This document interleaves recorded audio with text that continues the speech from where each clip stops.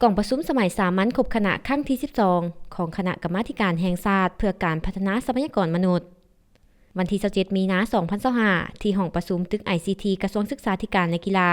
ได้เปิดกล่องประชุมสมัยสามัญครบคณะครั้งที่ 12 ของคณะกรรมาการแห่งชาติเพื่อการพัฒนาทรัพยากรมนุษย์โดยให้เกียรติเป็นประธานของทานรองศาสตราจารย์ปริญญาเอกพุทธิมลวงศ์รัฐมนตรีกระทรวงศึกษาธิการและกีฬา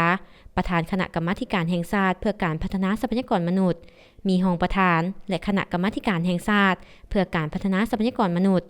บรรดารองเจ้าแขวงรองรัฐมนตรีหัวหน้ารองหัวหน้ากรมหัวหน้ารองหัวหน้าแผนกเข้าร่วมแบบซึ่งหน้าและออนไลน์ท่านรองศาสตราจารย์ปริญญาเอกพุทธิมลวงศ์ได้กล่าวว่า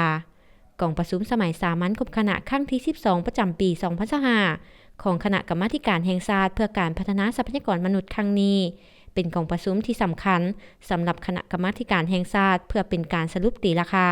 และปรึกษาหารือการจัดตั้งปฏิบัติยุทธศาสตร์การพัฒนาทรัพยากรมนุษย์ประจำปี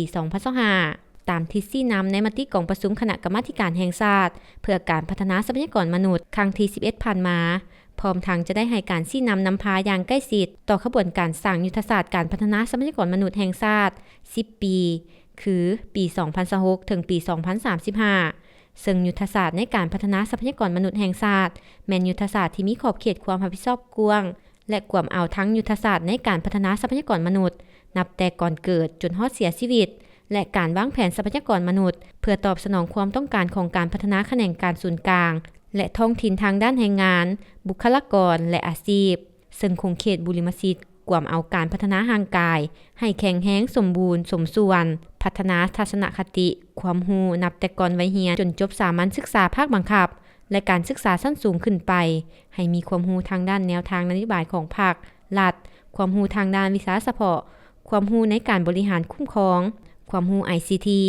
ความรู้ด้านภาษาต่างประเทศการรักษาวัฒนธรรมอันดีงามของชาติการปกป้องต่อความเสี่ยงภัยพิบัติต่างๆความเท่าเทียมของบทบาทหญิงชายและการมีส่วนร่วมและการร่วมมือด้านการพัฒนาทรัพยากรมนุษย์กับภาคพื้นและสากลนอกจากนี้ผู้เข้าร่วมยังได้รับฟังการรายงานเกี่ยวกับ3เนื้อในสำคัญคือการนำเสนอบทสรุปผลการจัดตั้งปฏิบัติและพันขยายมติกล่องประชุมสมัยสามัญครั้งที่ 11 ของคณะกรรมาการแห่งชาติเพื่อการพัฒนาทรัพยากรมนุษย์ประจำปี 2024และแผนการจัดตั้งปฏิบัติประจำปี 2025รับฟังการนำเสนอผลงานการสำรวจวิสาหกิจความต้องการทักษะของภาคธุรกิจเอกชนสปป.ลาวและการนำเสนอโครงร่างแผนยุทธศาสตร์พัฒนาทรัพยากรมนุษย์แห่งชาติ 10 ปี 2026 ถึง 2035